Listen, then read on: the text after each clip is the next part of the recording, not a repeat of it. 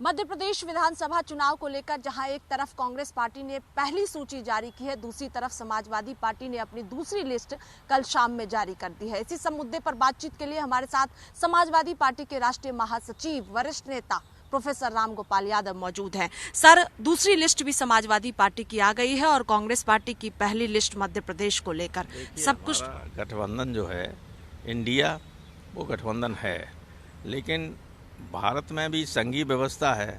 राज्य अलग अलग अपना कानून भी बनाते हैं, अलग अलग तरीके से काम भी करते हैं। तो राज्यों में चुनाव हो रहा है, उसमें हमारा कुछ सीटों पर क्लेम बनता था और कांग्रेस वहाँ बड़ी पार्टी है, उसने अगर सीटें नहीं दी तो हमने अपने उम्मीदवार खड़े किए। वो उम्मीदवार पहले भी नंबर 2 पे रहे थे और 1 पे जीते भी थे, वहीं खड़े किए हैं और हमें उम्मीद है कि हमारे उम्मीदवार जीतेंगे भी।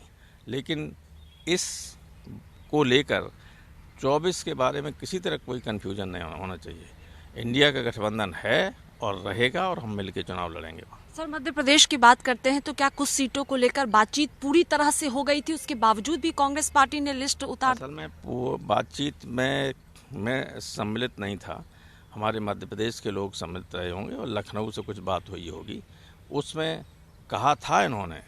लेकिन आप जानते हैं कांग्रेस में भी राज्य के नेता हैं, उनको कोई पूछता नहीं है। ग्राउंड रियलिटी जिनको मालूम नहीं वो फैसले कर लेते हैं।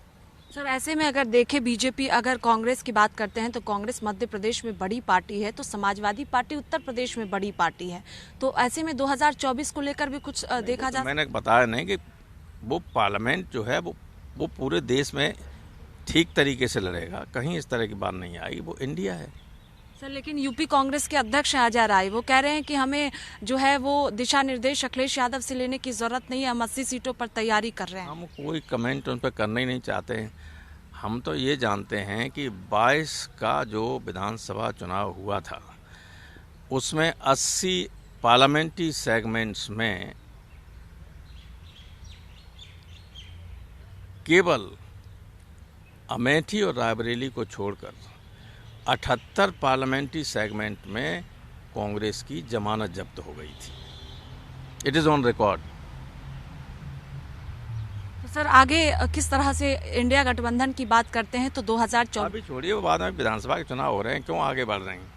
एक पन्ना आगे मत पलटो। सर, एक बयान ये जो अखिलेश यादव, अखिलेश ने जो बयान दिया न मैं उस पर कोई कमेंट करना चाहता हूँ या कोई दूसरा अखिलेश बयान देता है उस पर, वो इस लायक ही नहीं है जो बयान दे रहे हैं अखिलेश के ऊपर, जिनके ऊपर मैं कमेंट करूँ। आखिरी सवाल है सर कि बीजेपी कह रही है कि गठबंधन की यही स्थिति रहेगी आने वाले दिनों में और टूट की क्या कौन सा है? बीजेपी क्या विद्रोह करके कितने लड़ने वाले देखिए आप।